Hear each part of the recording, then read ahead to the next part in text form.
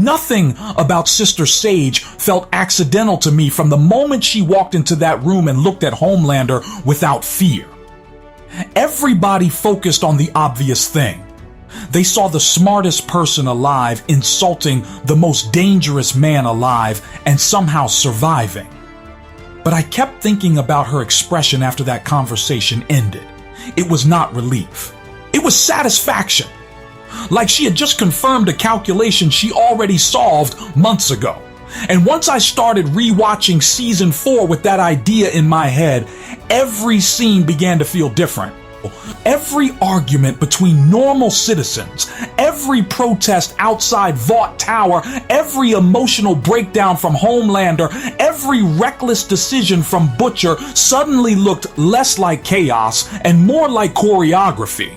I know that sounds insane at first because The Boys has always been about unpredictable violence and broken people making terrible choices. But what if that unpredictability itself became the weapon?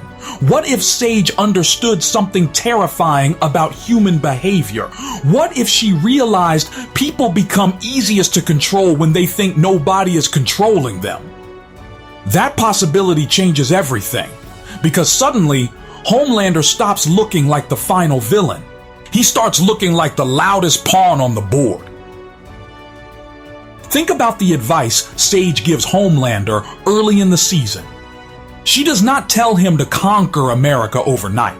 She does not tell him to declare war against the government. Instead, she encourages him to let society split itself apart naturally. That detail matters more than people realize. Sage understands that fear spreads faster when people believe the fear belongs to them. So instead of forcing division, she amplifies divisions already growing beneath the surface. The Starlighter supporters become more aggressive. Anti-Starlighter groups become more radical. Families stop trusting each other. Friends become enemies because of political loyalty towards superheroes. And while everybody else is distracted by outrage, Homelander quietly becomes a symbol larger than a person. He transforms into an idea. That is exactly what Sage wanted. A physical enemy can be defeated, but an idea survives bullets, governments, and revolutions. The terrifying part is that she never needed Homelander to be stable. In fact, his instability was useful. Every public meltdown pushed people deeper into their corners. Every violent speech increased paranoia. Sage was not trying to calm the world down. She was accelerating emotional collapse until society reached a point where people begged for somebody powerful enough to end the noise permanently. Now here is where the theory becomes genuinely disturbing. I do not think Sage ever planned for Homelander to rule forever. I think he was only phase 1. The real objective starts with the virus. Everybody assumed the soup-killing virus represented hope. Even Butcher believed it could finally level the playing field between humans and soups. But what if Sage secretly allowed its creation because she understood exactly what would happen after its existence became public knowledge? The second humanity learns a biological weapon can erase superheroes, trust disappears completely, soups panic, governments panic, Vought panics, ordinary people panic. Suddenly, every country on Earth starts imagining the same nightmare scenario. Who controls the virus controls the future. That fear alone is enough to trigger global conflict. And Sage absolutely knew that. She is intelligent enough to predict not only immediate reactions, but emotional chain reactions across entire populations. That means the virus was never simply a weapon. It was bait. A spark dropped into a world already soaked with gasoline. Once the virus enters the equation, peaceful coexistence becomes mathematically impossible because both sides begin preparing for extermination before the other side can strike first.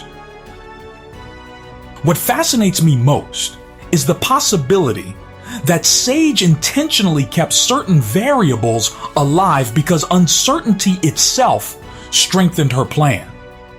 Look at Soldier Boy. The virus apparently does not affect him properly, and most viewers treated that like a random complication. I do not buy that for a second. If Sage truly understands biology, psychology, and probability at the level the show suggests, then she absolutely considered the existence of an immune soup. Maybe she even counted on it. Soldier Boy represents old-fashioned brutality without ideological loyalty. Unlike Homelander, he does not crave worship. Unlike Ryan, he does not crave love. He simply destroys whatever stands in front of him. That makes him the perfect weapon to unleash against Homelander once public tensions reach their peak. Imagine the spectacle Sage could create by engineering a confrontation between the two most terrifying beings on Earth. Homelander would refuse to surrender because his ego would never allow it.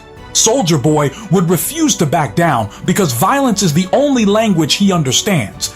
Their war would devastate entire cities, and every civilian death would push humanity further toward supporting total soup extinction. Sage would not need to convince the world that superheroes are dangerous. She would let Homelander and Soldier Boy prove it themselves on live television. But there is another layer hiding underneath all of this. And honestly, this is the part that kept me awake after I finished rewatching the season. What if Sage also predicted Homelander's obsession with immortality?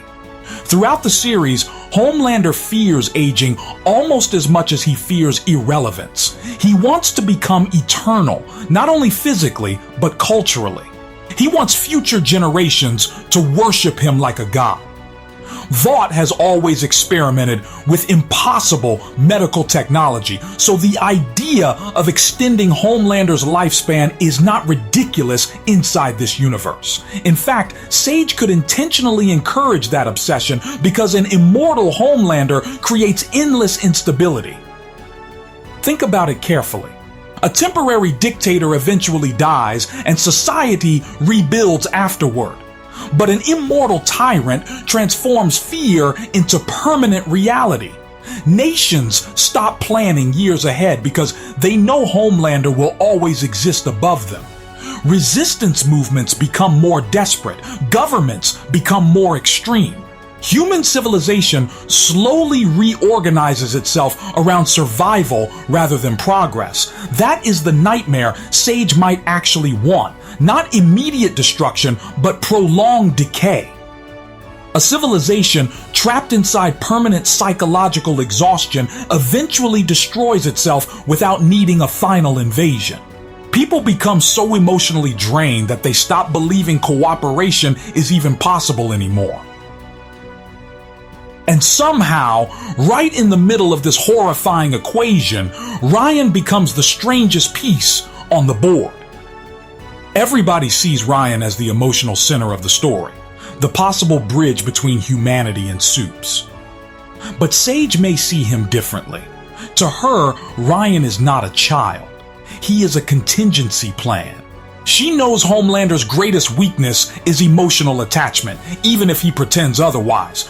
Ryan can reach places inside Homelander that nobody else can touch. That makes him incredibly dangerous.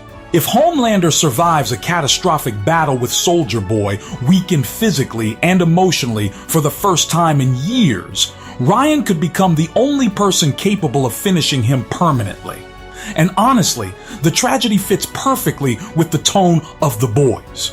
Imagine Ryan realizing too late that every decision pushed him closer toward becoming the weapon used against his own father. That emotional devastation would shatter whatever innocence he still possesses. Sage probably understands that too. She knows trauma creates monsters. If Ryan kills Homelander, the psychological consequences could either destroy him completely or transform him into something even worse. Either outcome benefits her larger strategy because stability disappears once again. Hope disappears once again. Humanity enters another cycle of fear, revenge, and escalating violence. The scariest detail is that Sage never appears emotionally invested in any individual outcome. She does not care whether Homelander wins or loses. She does not care whether Butcher survives his illness. She does not even care whether Vought collapses. Those things are temporary structures to her. What she cares about is movement, escalation, momentum. Every conflict pushes society further away from balance, and balance is the one thing Sage seems determined to eliminate permanently. I started noticing how often she encourages emotional reactions rather than rational solutions. She nudges people toward confrontation because confrontation creates information. Every riot reveals political loyalties. Every betrayal exposes weakness. Every death radicalizes somebody new. To Sage, human beings probably look like predictable chemical reactions trapped inside biological bodies. Give people enough fear and uncertainty, and eventually they start destroying each other voluntarily. That perspective explains why she remains calm while everybody else spirals emotionally. She already calculated the spiral before it began. Even her moments of apparent frustration might be performances designed to manipulate the people around her into underestimating how much control she actually possesses. A mastermind never benefits from looking omniscient. It is safer to appear slightly overwhelmed while secretly guiding events exactly where they need to go. And then there is Billy Butcher. Maybe the most tragic victim of Sage's strategy because he genuinely believes he is resisting the system. Butcher thinks rage makes him unpredictable. He thinks his willingness to cross moral boundaries gives him an advantage over polished corporate monsters like Vought. Yet Sage probably understands him better than he understands himself. She knows hatred defines him. She knows his desperation to protect Ryan constantly conflicts with his obsession to kill Homelander. Most importantly, she knows terminal illness destroys patience. Every decision Butcher makes becomes increasingly reckless because time is running out for him physically and emotionally. That recklessness turns him into the ideal delivery mechanism for the virus. He carries destruction directly toward the people Sage wants destabilized most. And the cruel irony is that Butcher probably believes he is making independent choices while unknowingly following emotional pathways Sage predicted long ago. Honestly, that idea perfectly fits the cynical soul of this show. The Boys has never been about heroes saving the day. It has always been about damaged people stumbling through systems larger than themselves. Sage simply represents the final evolution of that concept.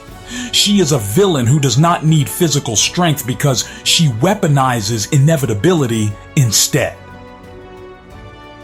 What convinces me completely is the way the season repeatedly emphasizes information control. News broadcasts manipulate narratives constantly. Social media transforms outrage into entertainment. Public perception changes faster than facts themselves. Sage thrives inside that environment because truth becomes irrelevant once emotional loyalty takes over. People stop asking whether something is real. They start asking whether it supports their side.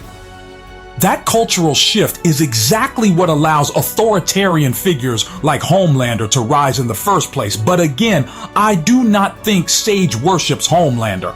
I think she studies him like a scientist observing a dangerous animal. She understands his psychological hunger better than anyone. Give Homelander applause and he becomes reckless. Give him criticism and he becomes violent. Either reaction creates instability. Meanwhile, ordinary citizens become trapped between fear of Supes and fear of losing protection from Supes. It is a psychological prison with no comfortable escape route. Once society reaches that stage, extreme solutions suddenly feel reasonable. Releasing the virus feels reasonable.